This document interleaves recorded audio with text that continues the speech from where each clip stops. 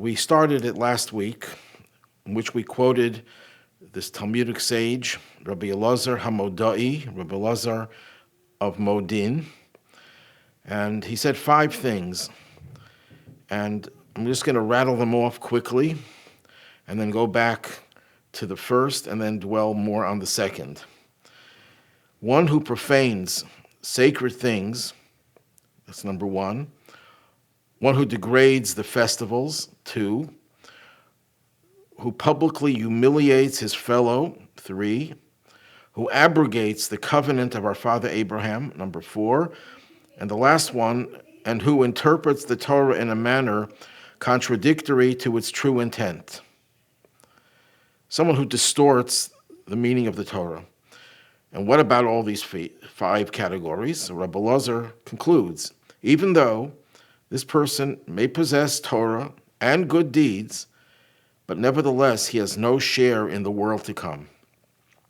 So last week we discussed at length the first category, someone who profanes holy things. And the most radical example of this person is the person who denies spirituality, who denies holiness, who ultimately denies in a God, denies that there's anything in this world that is holy. That's the worst case scenario, and it's very doubtful that Rabbi Elazar, who's quoted in Ethics of the Fathers, which is devoted to telling people how to become even more pious than is necessary based on the strict level interpretation of the law, but someone who goes beyond has to be told that he should believe in God or she should believe in God. That's the worst case scenario, but it's probably not what the author is referring to.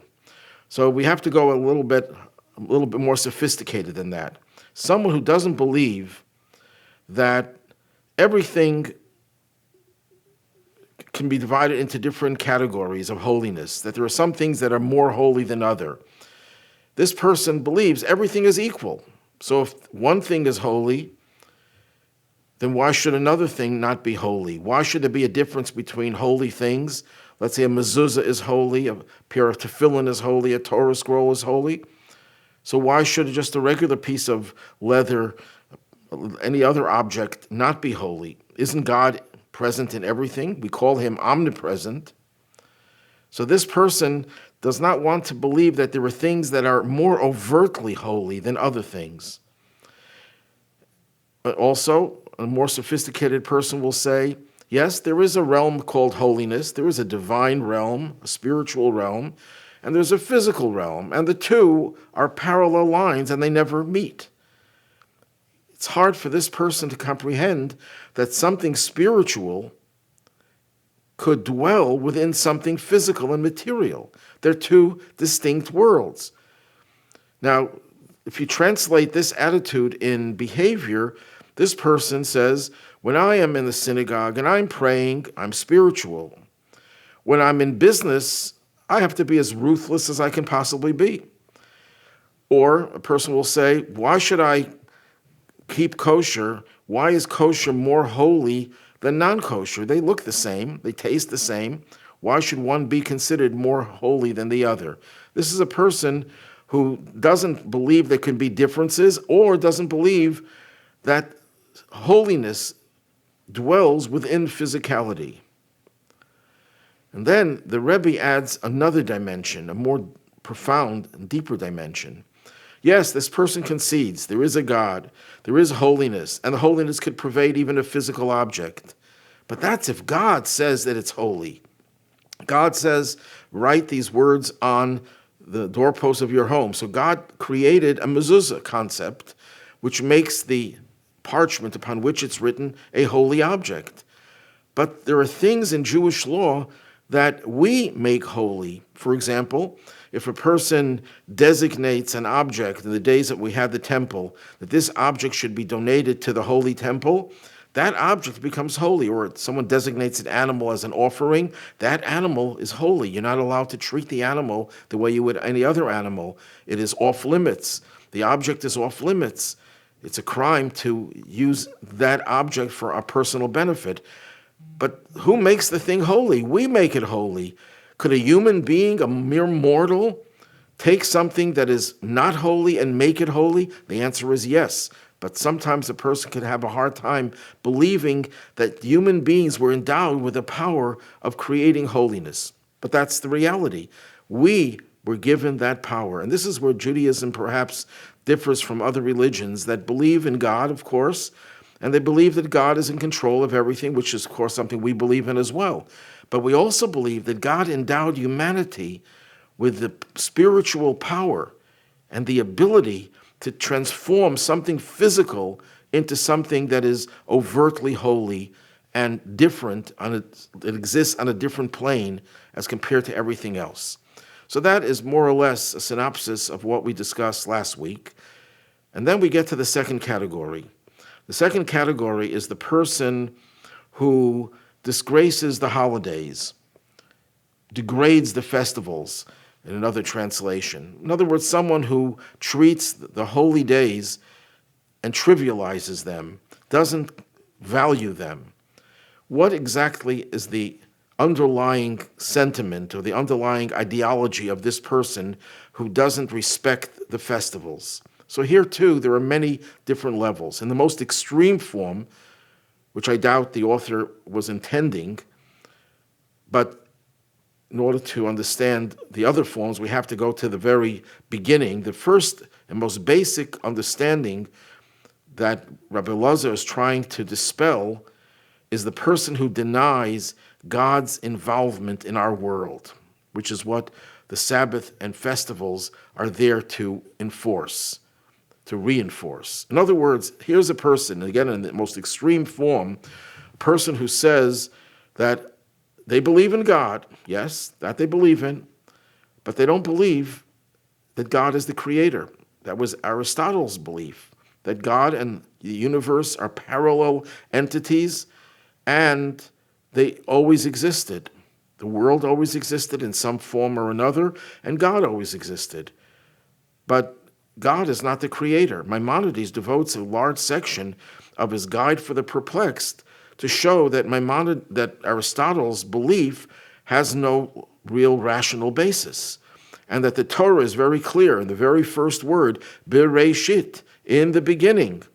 God created heaven and earth. Very clear that there was a beginning to the universe, and it came into existence through God's presence. It's interesting that the very first word, Bereshit, has the letters of the word Shabbos, Shabbat. It has the Shin in Bereshit, it has the Bet, Bereshit, and it has the last letter is the Taf, Shabbat. So the very first word of the Torah tells you that what testifies that there is a creator, it's the observance of the Shabbat. Because what do we do on Shabbat? We rest. Why do we rest then? Because we're remembering the fact that God created the world in 6 days, and he created the concept of rest. And you note that I said he created the concept of rest on the seventh day. Rest is not a passive thing. Rest is an active thing. It's a state, a special spiritual state of restfulness. But that's a discussion for another time. So the first thing about holidays, and the first holiday, the major holiday is the Shabbat itself, is to recognize that there is a creator, and that the creator created the universe, and the universe on its own does not have any basis to exist, contrary to the Aristotelian approach. That's one aspect of it. But then there are people who believe, a little bit more sophisticated, yes, God is the creator, but God either is incapable of changing the world once he created it. He created the world, the universe, with a system, and that system is sacrosanct. That system can never be changed. God himself didn't reserve for himself the right. Obviously, he has the right, but they believe he didn't reserve for himself the right to meddle in the affairs of nature. Nature is now in charge of everything. Or they believe that it was beneath God's dignity to be involved in such petty things as human interaction and human development and human endeavor? Why would God care about what's going on in this lowly universe? So they claim that God created the universe, yes, but Azav Hashem es haaretz. God had left the world. He withdrew from the world, and therefore he doesn't get involved. And what some people, modern day theologians, if you can call them that, will say that is the only explanation we have for why bad things happen to good people, or why good things happen to bad people, which is one of the most pressing questions that have been asked by every major person with a mind.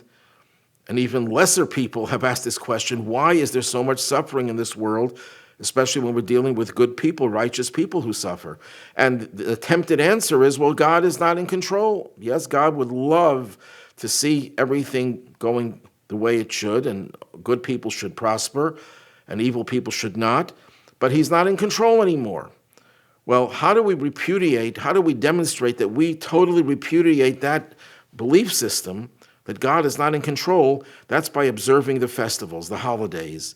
The holidays testify that God is in control of the world. For example, we have Passover. Passover is when God got involved and he righted the wrong, and he took the Jews out of Egyptian bondage, and he punished the Egyptians. So here God says, you know what? You think I withdrew? You think I'm not involved? I am very much involved. You may not understand why sometimes I choose to withdraw, in the sense that I'm not getting involved in doing what should be done. That you will understand in the Messianic age. Right now you can't understand that. God is unfathomable. But when God does get involved, that's a clear indication that God is not detached from this world. The Shabbat as well is a testimony that God is the creator of the world, and if he's the creator of the world, he's also the leader of the world. He's the one who leads the world. In fact, if one were to believe that God is not involved, the world couldn't possibly exist, because the world was created ex nihilo, something out of absolute nothingness.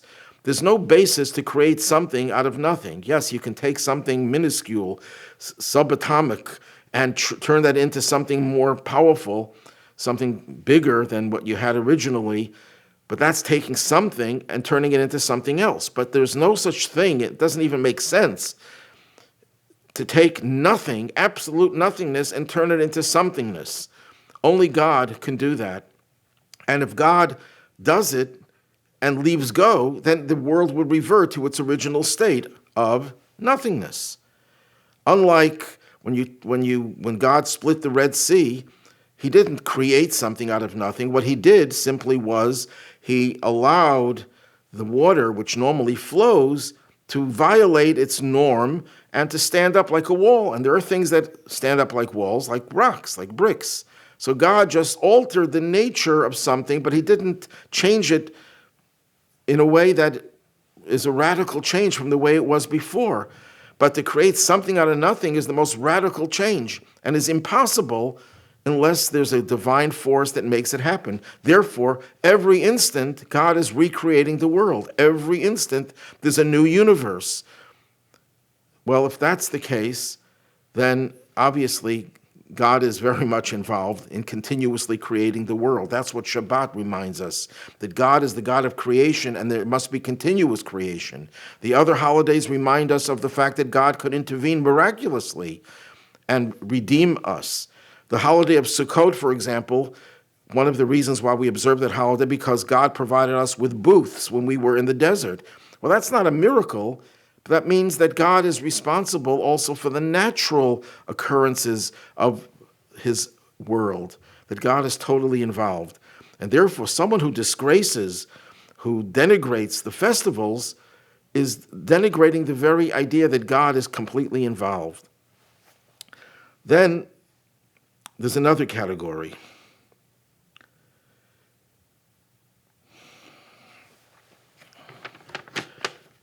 People don't understand the concept that time could be holy. How could time be holy? They can understand how a person perhaps could be holy, how an object could be holy, because these are entities that you could use them in one way or another. You take a knife, that knife can be used to harm someone, then it's a knife that has become contaminated with immorality. You use the knife to prepare food to give to the poor. The knife was now used for something good and something holy. So the knife itself becomes an instrument of holiness. That's a concept people can understand. You could even understand the concept of a holy person, because you could say, well, there are people who live their lives in a way that is consistent with God's will, so those are holy people. And people who don't live that way are not holy. But what is the concept of holiness of time, that a time is holy? You see, in the secular world, there are also holidays, but those holidays are just days that are anniversaries of certain historical events, which Jewish holidays are as well. But that's where it ends. It's a commemoration. It's an anniversary. But there's nothing unique about that day. There are no changes in the DNA of time. Time is not a substance, people will argue. So therefore, how could we understand the concept of holy time? And the truth is that time is also a creation of God. Just like space, things that occupy space, has an existence in this world. There are people, there are personalities. There's also a concept of creation called time. And there are differences in different times. If we are sensitive to the dynamic of time, the spiritual dynamic of time, we would know what time it is without having to look at a clock.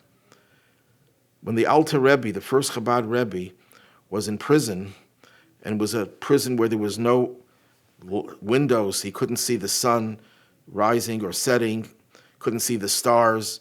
So how did he know what time it was? So he said that in the 24 hours of the day, each hour has a different manifestation of a divine energy based on the different permutations of God's name.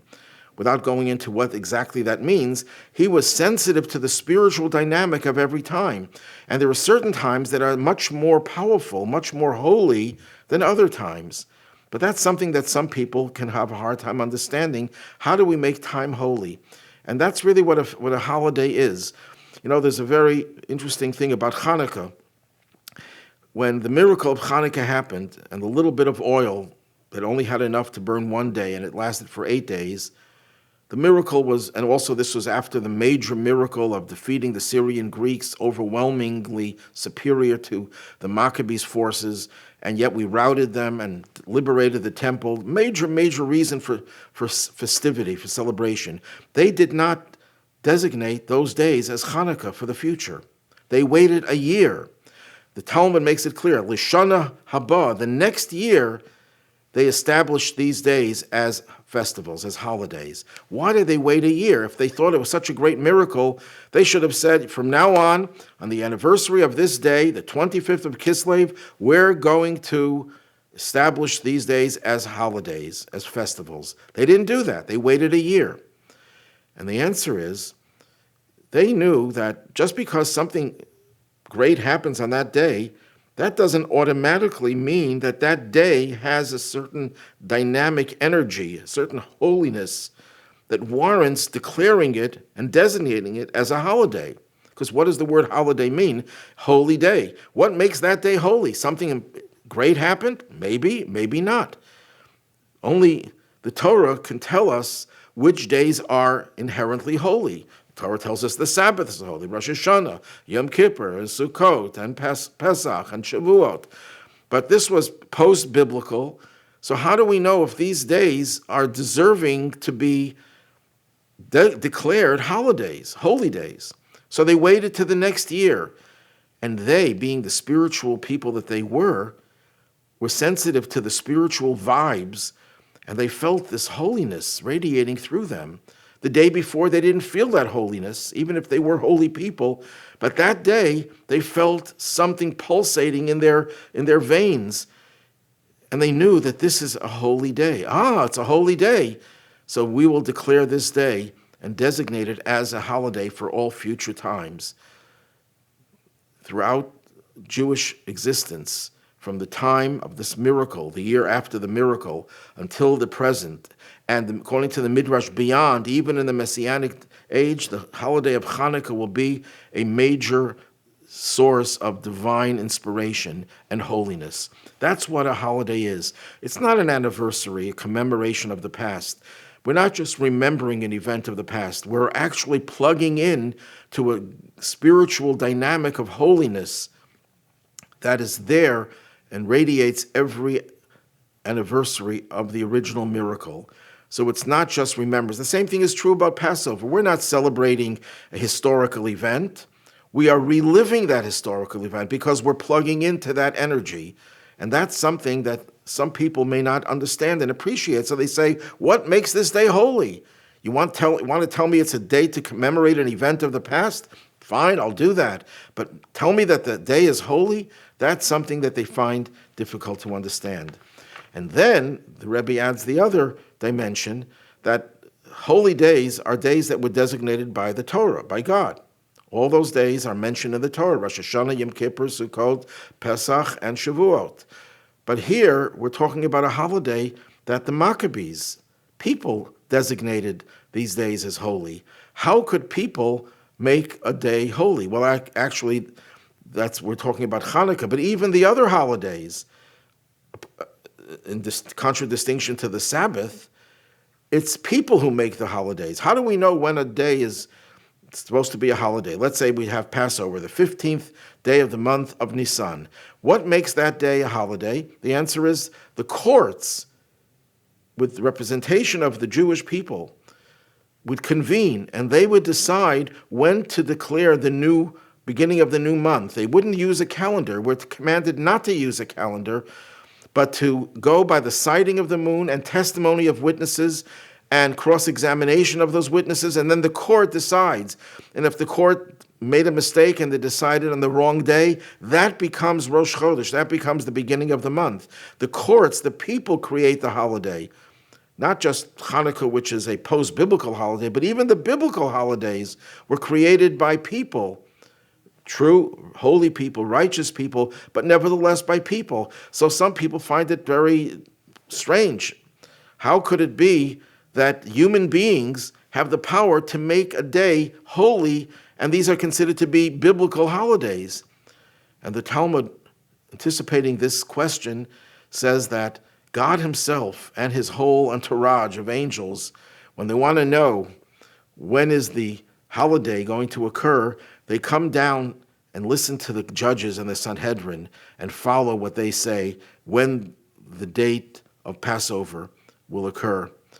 So here's another thing that a person may say, yes, I believe in holy days. God can make something holy. I don't understand what holiness means, but if there's such a thing as holiness, I understand that God can do it. But how could we do it? And the answer is God gives us that power. Obviously, God has to give it to us, but he entrusts us with it. God, with that power, God trusts us and trusts us with tremendous energy, not just in this area. This is just a model for everything else, that we have the power to change the whole world. We could determine what degree of the divine energy is in this world and revealed and what is not revealed. And that's something that this respect for the holiday illustrates. Now, another dimension, someone will say, I'm even more spiritual than you. You say that how many days of the year are holy? Well, you have 52 Sabbaths, and you have another 18 or so holy days, so you have about 70 days out of 365. I believe every day is holy. So why should you make a big fuss about Shabbat, about Passover? Every day is holy, equally holy to me. Well, that is also a form of heresy, because the belief that everything is equal is a denigration of what holiness is all about. Holiness is not about declaring something holy and just leaving it at that.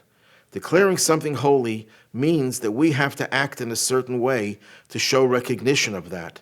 If we say, as Korach said, we're all equally holy, then we also reduce that to the lowest common denominator, that if I could mistreat one person, notwithstanding the fact that he or she is holy, I could mistreat everyone. I could treat everyone equally, and usually it'll be equally bad. The concept of everything is equal, which we sometimes use, but we have to use it in the right way. Yes, there's an underlying truth, there's an underlying divine energy that makes everything in the universe one. But God wants there to be different manifestations of God's presence. The differences are what make the world the beautiful world that it could be when each person recognizes his or her own potential, and you respect the one whose potential is greater than yours, looking up to that person or to that entity and trying to get closer to it. That system where you don't have spiritual equivalency, we take a word that has such beautiful meaning, equality, equity, equivalency, and we misuse it, and therefore strip people of what makes them spiritual, what makes them more spiritual, what makes them unique. Everyone is unique in another way, and everyone has to respect the uniqueness of the other and not say we're all equal. We're not all equal, and that is not to say that the lowliest person is not part of God's divine scheme, but it's to say that everyone has to know their strength. It's just like the human body. The human body has vital organs, and it has organs that are not vital, you could live without. And even among vital organs, there's a hierarchy. There are the kidneys, the liver, the heart, the brain. Everyone will recognize the brain is the most important. And if someone says, why should I treat the brain as being more important than the toenails or than the kidneys, vital or non-vital organs, and you'll try to treat everything equally, you'll kill the person. You have to recognize that there are these differences. And it's interesting that when the Shabbat is over or a holiday is over, we recite Havdalah, separation. What is the idea of the separation? That we recognize that though the weekdays are also holy in a sense, they also have to be devoted to doing things that make our lives, enrich our lives, and make them holy. But there's a fundamental difference between the Sabbath or the holiday and the weekdays. And we have to make that separation, recognition that God manifests himself in different ways. Sometimes God manifests himself by us not working, by us resting and praying and studying Torah. And sometimes God wants to manifest himself by us working and by us doing things that are not inherently holy, but we make them holy, we reveal the holiness in them. So we do it in different ways. So just like we have Havdalah between the week Shabbat and the weekdays, festivals and the weekdays, we also have to have Havdalah and recognize that there are times that are more holy than others. There are people who are more holy than others. There are places that are more holy than others, and that we should respect those differences.